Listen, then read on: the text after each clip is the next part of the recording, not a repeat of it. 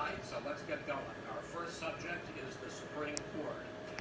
President Trump, you nominated Amy Coney Barrett over the weekend to succeed the late Ruth Bader Ginsburg on the court.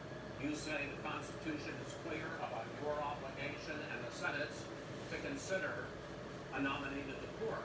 Vice President Biden, you say that this is an effort by the President and Republicans to jam through an appointment and what you call an abuse of power. My first question to both of you tonight, why are you right in the argument you make and your opponent wrong? And where do you think a Justice Barrett would take the court? President Trump, in this first segment, you go first, 2 minutes. I will tell you very simply, we won the election. Elections have consequences. We have the Senate, we have the White House, and we have a phenomenal nominee, respected by all, top academic, good in every way, In fact, some of her biggest endorsers are very liberal people from Notre Dame and other places. So I think she's going to be fantastic. We have plenty of time. Even if we did it after the election itself. I have a lot of time after the election, as you know. So I think that she will be outstanding. She's going to be as good as anybody that has served on that court. We really feel that. We have a professor at Notre Dame, highly respected by all, said she's the single greatest student he's ever had. He's been a professor for a long time at a great school. And we won the election, and therefore we have the right to choose her. And very few people knowingly would say otherwise. And by the way, the Democrats, they wouldn't even think about not doing it. If they had, the only difference is they try to do it faster. There's no way they would give it up. They had Merrick Garland, but the problem is they didn't have the election, so they were stopped. And probably that would happen in reverse also. Definitely would happen in reverse. So we won the election, and we have the right to do it, Chris. President Trump, thank you. Same question to you, Vice President Biden. You have 2 minutes.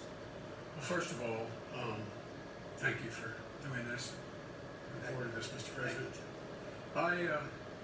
The American people have a right to have a say in who the Supreme Court nominee is. And that say occurs when they vote for United States senators and when they vote for the President of the United States.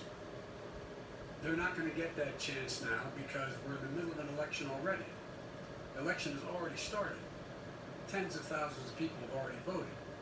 And so the thing that should happen is we should wait. We should wait and see what the outcome of this election is. Because that's the only way the American people get to express their view is by who they elect as president and who they elect. What's at stake here is the president's made it clear he wants to get rid of the Affordable Care Act. He's been running on that, he ran on that, and he has been governing on that. He's in the Supreme Court right now trying to get rid of the Affordable Care Act, which will strip 20 million people from having insurance, health insurance now, if it goes in the court. And the justice, and I'm not opposed to the justice, and she seems like a very fine person. But she's written before she went to the bench, which is her right, that she thinks that the Affordable Care Act is not constitutional. The other thing that's on the court, and if it was struck down, what happens? Women's rights are fundamentally changed. Once again, a woman could be held to pay more money because she has a pre-existing condition of pregnancy. They're able to charge a woman more for the same exact procedure a man did. Yes. And that ended when we, in fact, passed the Affordable Care Act. And there's 100 million people with pre-existing conditions, and they'll be taken away as well. Those pre-existing conditions, the insurance companies are going to love this. And so it's just not appropriate to do this before this election. If he wins the election and the Senate is Democrat or Republican, then he goes forward. If not, we should wait until February. There aren't 100 million people with pre-existing conditions. As far as the say is concerned, the people already had their say. Justice Ginsburg said very powerfully, very strongly, at some point, 10 years ago or so, she said a president and the Senate is elected for a period of time, but a president's elected for 4 years. We're not elected for 3 years. I'm not elected for 3 years. So we have the Senate, we have a president. It's elected to the next During that period of time, we have an opening.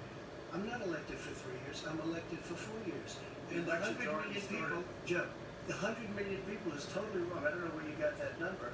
The bigger problem that you have is that you're going to extinguish 180 million people with their private health care, that they're very That's happy simply with. not true. Well, you're certainly going to socialists. You're going to socialists. We're now into, gentlemen, we're now into open discussion. Open discussion. Open discussion. Yes, I agree. Go ahead, Vice President. Number one, he knows that what I proposed.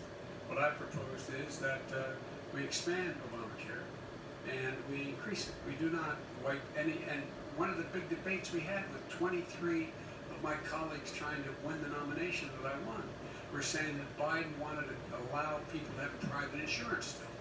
They can. They do.